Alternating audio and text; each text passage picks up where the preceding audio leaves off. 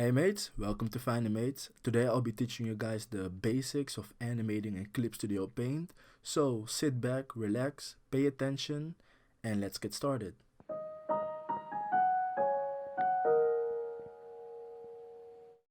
So the first thing you'll want to do is create a new animation file. You can do that by going to the top corner of Clip Studio Paint, which is File, and then on New, or you can click the window there that says New, and you'll get the same window which allows you to create a new file. You have a few options: illustration, comic. You'll want the last one, which is animation. File name, will put that at tutorial how to animate. I did that super fast because I'm magic. No, I'm joking.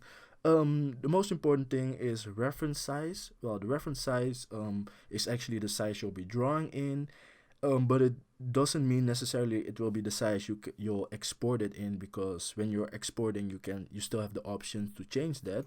So I like to duplicate the reference size, make it double the size I want to output it in, so I have more space to just draw and zoom in and get a lot of details in my animation.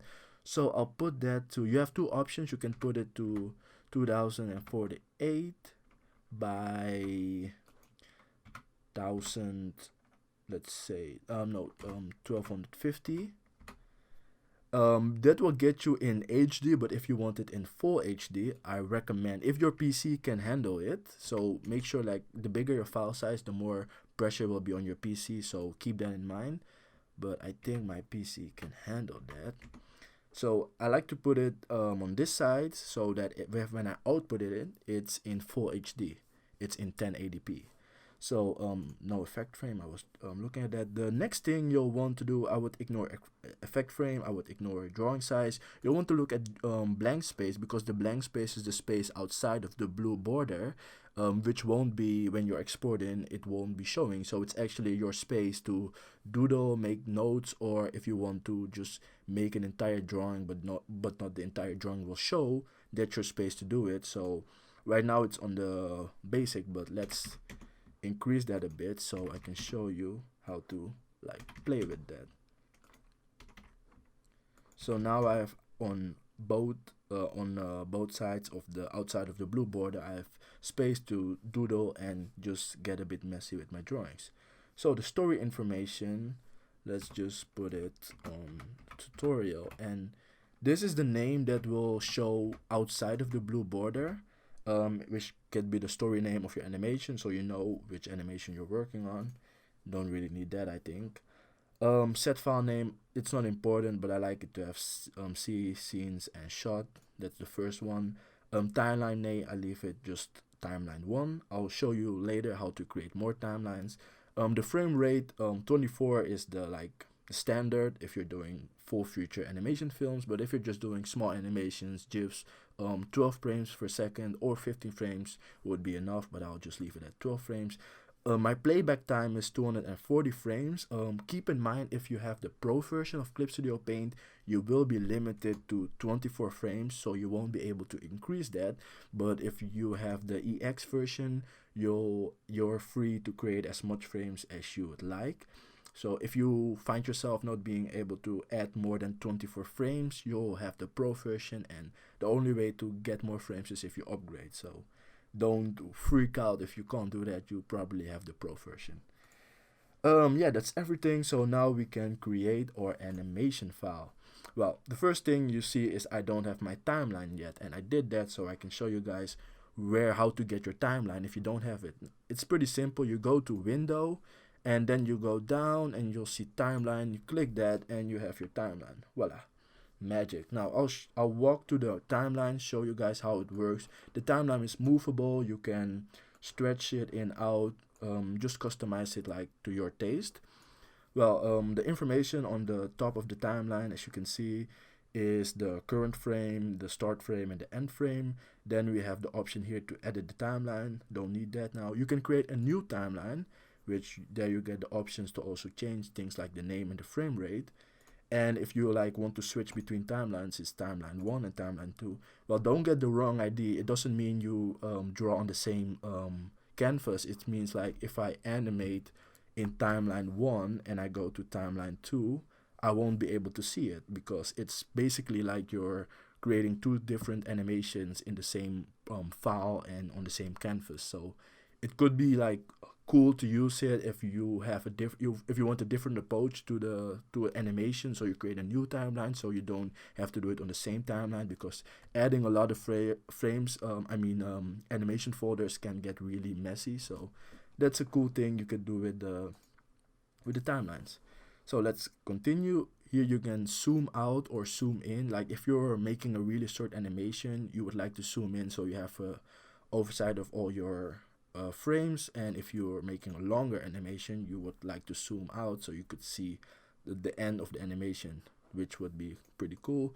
Then we have the standard play, pause, or go to start, go to end, frame, skip, stuff like that. Then the first button there is to create a new animation folder, which you can also name by double clicking. Let's name it test. Then we have create a new animation cell, specify cell, so you could name the cell whatever you want, like that, and there you have it, the name of the cell. I don't want that though. And this, if you select the first animation cell, or any, if you create a new one and you select it, you could delete it with this button, delete it. Yep. And the last one is onion skin, which I will get into when we're animating, which we'll be doing now. Let's create a cool test animation, or just a test animation, and I'll just be animating on the animation folder that's already there. First thing you need to know is when you're creating a frame here, it will show, let's make this a bit bigger, it will show in your layer section, which I have over here. So the numbers of frames will equal the numbers of layers you have here. And this is, you can just collapse the entire layer if it becomes too much. And later I'll show you how that is actually pretty handy to have it separated here and there. So yeah, that's pretty cool. But yeah, let's create a test animation to just show you guys how to animate in the program. So to create an animation, of course you need an animation folder. Then you go to new animation cell, which I've already created one of, and then you, of course, you just draw. And I'm assuming you already know how to draw in the program. I'm not teaching you how to draw or how to animate. I'm just showing how you can animate in this program. So I won't be going over the all the drawing tools. You have other tutorials for that. I might make one if you guys want that, but I'll just like show you how to animate in the program. Well, I think most people animate bouncing balls in animation tutorials, so I'll just follow along there. And now if I want to go to the next frame, I'll turn on my onion skin. The cool thing about the onion skin is it's customizable. You can go to the top corner of the timeline window and you get a bunch of options. Or you can go to animation here and you'll get the same options you have there, but I like to click here.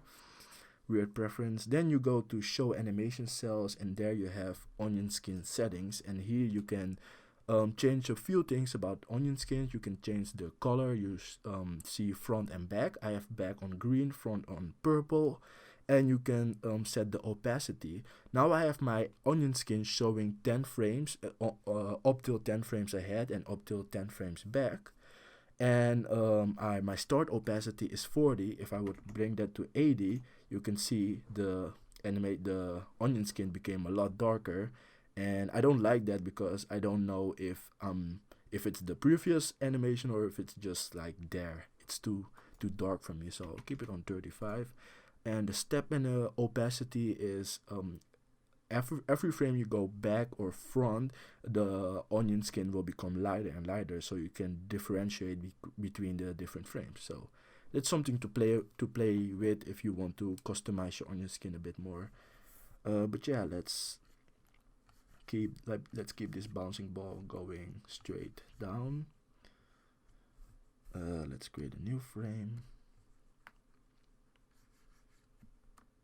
Let's have it there. I'm going to create a new folder, put it below the folder that I'm animating on by just dragging it, and I'll create a new animation cell on that folder, which I will, let's keep it there, and which I will use as my grounds for the squashing of the animation. Oh wait, I want it there. Yes. Okay. For the squashing of my animation, and now I have it there and it's stationary, so I can just like do the squash. Let's see. Yeah, that's a decent squash, I would say. So now we just have my ball going down and squashing, and the animation will keep going until it stops and it reaches the end. And the end for me is 240 frames. If you want to make your animation like a loop smaller, you just grab the blue line you see there, don't really know what to call it, and you drag it ahead and bring it closer to your final animation, as you can see there. So now the animation will only loop until I think about 24 frames, as you can see. So it's not showing the last frame. Sometimes the program can be a bit glitchy, so don't freak out if it doesn't like show a certain frame. Mostly after a while it will just like show it again, or you can just quickly reboot the program, and like it's freaking out with me. But yeah, let's just continue with the tutorial. The next I can show you guys is how to duplicate a layer, which could be pretty handy if you don't want to redraw a certain thing and only want to move it. Let's say frame 1 there, I want to have that, so I go to the layer side over here, right mouse click and just duplicate the layer, and it becomes 1A. It's not here yet. What you do is you go to where you want the layer that you just duplicated on the timeline. So it could be here, it could be here, but let's like put it on the end and just right mouse click where we want it, and then you'll get a list of all the frames you have here, and there you have it, 1A. So you might think, well, that's weird. I have 1, 2, 3, 4, and then 1A again, and that makes no sense. Well, you can reorder the numbers so it goes from 1 to 5, and you do that by again clicking on the top corner of the timeline window, going to specify cell, and then rename in order of timeline, and there you go, it's 1 to till 5. So it makes a lot more sense now. So now I have it there, and let's just quickly in between this again. So we've also, oops, I created a new, I want a new animation cell. So we've also, if you want to place a animation frame, you can just click it and drag it. It's pretty easy. Now I'll just quickly make it go up again.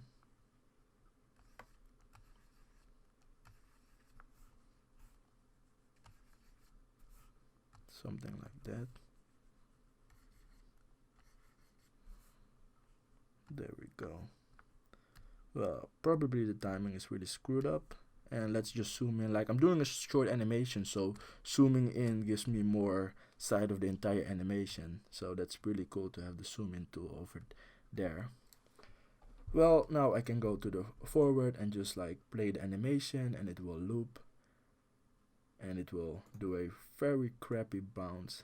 But yeah, guys, you get the gist of it. Okay, let's continue it. Let's say I've already showed you guys how to set the beginning or the end. Like, say you don't want the first frame, you can just drag the blue bar over there and have it not include the first frame. So yeah, let's say you want to change the frame rate, like you made a big mistake and you think your entire animation is ruined now. No, it's not. You can just go to the top corner again, click there, and go to wait a sec, where do I do that again? Yes, you go to timeline, then you go to change frame rate. There you have it, and right now it's on 12. Let's say I want it on 15, it might like bounce a bit faster now. So yeah, now it's on 15 and it looks slightly better. So yeah, there's a cool way, easy way to change your animation after you've made your project. So no sweat over there. Let's say you want to, I've already did that. Let's say you want to split your animation, or you've split it and you don't know how to join your animation. I'll also show you guys how to do that. Let's say you want to split it between 4B. Oh wait, let's change the order again so that it's from 1 to 7. Just go to the top corner, specify cell, and then rename in order of timeline. And now the numbers make sense again. I love logic. Give a thumbs up if you love logic too. So yeah, let's split the animation timeline, the file, the animation folder I'm animating in, by going to clip. There you can split it, and what you could do is, like, if you wanted that one to start a bit later, you have the bounce a weird gap that doesn't belong there, but I'm doing for the tutorial, and then you have the ball again, which is pretty weird. And let's say you just accidentally like did this and you don't know how to fix it. Well, you could like drag it back to there. Select both by holding shift and choosing both clips, so make sure they're both a tint blue, and then you go to the top corner, you select clip, and you go to join, and now they're back together, but you have this frame which is double, so you just select it and you hit the delete specified cell button, and there you go, guys. That's how you create a animation, a cool animation, a simple animation. I don't know if it's cool, let me know if it's cool. A simple animation in Clip Studio Paint. I'm going to go into time lapse, create something that's worth showing, and I'll come back and I'll go over how to color your animation.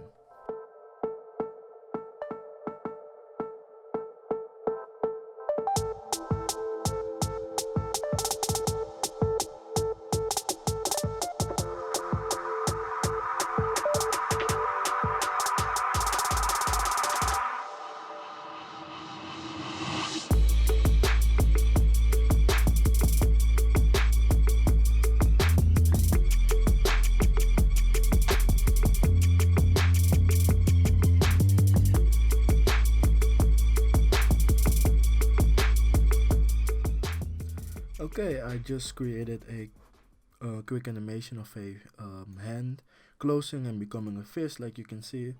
I'll do it a bunch of times. I also made the loop smaller by dragging the blue bar, like I previously said. And now I'll take you to how to add color to your animation.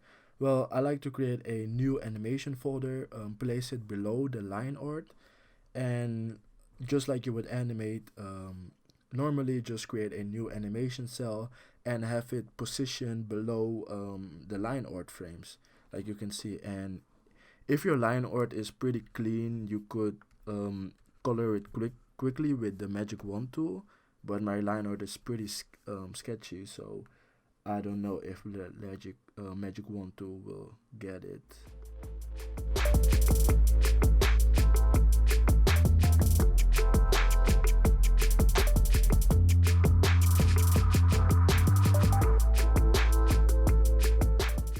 Okay, I just quickly colored my animation, like you can see. Just added a brown skin color.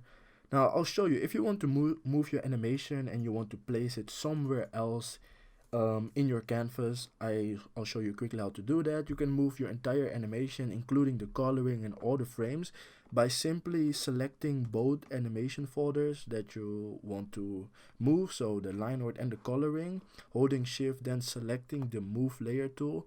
Shortcut for that is K, and you can just place your animation over here and it will play there.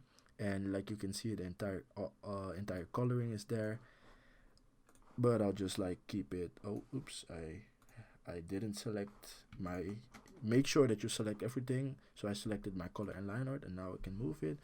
I'll place it more over here. So yeah, that's how to move your animation. And I think all that's up for me is to show you guys how to export your animation. As you can see, there's a window below here, which is animation cells. I don't use that a lot, but it has basically the same amount of functions that you'll see on the timeline. So yeah, how to export your animation, you just go to File, and then you see 3 export options. You have single layer, which will only export the frame that you're seeing right now. So only this, and you can export it in a JPEG or PNG. You could export multiple pages, so all the frames have it as single images. You might need that for to do the animating in editing software or whatever, but I like to just export animation. And the two I use most are Animated GIF, or movie. Oh, sorry, I said the loose pages really, but that's the export animation, and then you have image sequence, so you have them all as loose images, all the frames. So animated GIF, let's go over that first. Just select how you want it. You have here animated GIF. Save it, and there you can see the size of the canvas has changed pretty much. It's downsized a lot, and the GIF does that a lot. So I just bring it back to what I want it to be. Like I said, how I doubled the export, the drawing, the file animation file. So now I just size it down to what I want it to be, a 9020 by 1080 in full HD.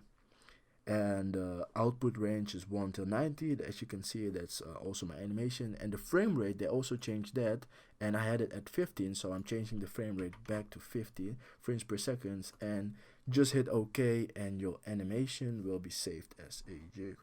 Let's see if I can quickly bring that up and show you guys. I just get a notification that it's saved, and if I bring it up here, you can see it playing. Pretty cool. So let's go over saving it as a movie, and you have two options. You have a MP4 option, which is pretty new, and you have the AV option. I'll just do MP. Let's do something with tutorial, and let's save that. And here, as you can see, the options is it downsized to 1920 by 1080, which is also full HD. And with movie, you can only go up to that size, so you can't export it higher. You can do it, but they don't recommend it. It might get messed up. I'll change the frame rate back to 15 frames per second, and as you can see, you'll get OK, and it will save the movie. And now it's saved as a movie. But you get the idea. I won't say that. So that are your export options, and that's basically that's the basics of everything of animating in Clip Studio Paint. I hope this tutorial helped you guys. I don't hope I miss anything. You can't animate over audio, which is one of the biggest cons of this program. But other than that, it's pretty cool. It has an easy frame by frame animation system, which I like to use. I like to turn illustrations into like quick small animations. It's pretty good for that. It's a great hybrid program to create your manga/comics in, your illustrations, and now also your animations. So I did a quick updated tutorial going over all that. I'm just looking at my notes, seeing if I haven't missed anything. So yeah, if I did miss anything and you would like a tutorial about that, or I could just answer it, leave a comment in the comment section below. I read them all, and if I can answer it, if I know what your problem is, I'll of course always help you. If you want a tutorial on a specific subject that I didn't go over, request them and I'll see if I can make one for you. I'll gladly do that. If you're new to my YouTube channel and you like this video, look around on my channel, and I ask all of you that just support me by subscribing. I would really appreciate that. If you like this video, give it a thumbs up, and of course don't be afraid to leave a comment. Look around my channel, request whatever Clip Studio Paint video you might like, and as always, don't forget to stay awesome. Peace.